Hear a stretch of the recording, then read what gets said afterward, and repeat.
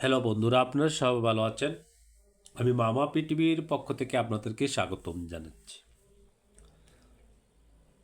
আজকে আপনাদের মাঝে একটি প্রোডাক্ট নিয়ে কথা বলব। সেই প্রোডাক্টটির নাম হলো মিরাকপ। মিরাকপটা কেন খাবেন আপনাদের মাঝে আজকে এই বিষয়ে আলোচনা করব। আপনারা অবশ্যই আমার পুরাটা ভিডিও দেখার জন্য রিকোয়েস্ট রইল আপনাদের কাছে। চলুন দেখা যাক এই প্রোডাক্টটা কেন খাবেন সে বিষয়ে কথা বলছি আপনাদের মাঝে। বিশেষ করে যারা দীর্ঘদিন যাবৎ ঠান্ডাজনিত সমস্যা ভুগতেছেন ও কাশতে কাশতে দম বন্ধ হয়ে যেতে, কাশ ভালো হচ্ছে না, কফ ভিতর থেকে বার হচ্ছে না, তাদের ক্ষেত্রে অত্যন্ত জরুরি এই মিরাকপ সিরাপটা। মিরাকপ সিরাপটা খাওয়ার নিয়ম হলো 2 চামচ করে 3 বার। সিরাপটা খাওয়ার পর কোনো পানি খেতে পারবেন না। ছোটো বড় সবাই এই সিরাপটা খেতে পারবেন।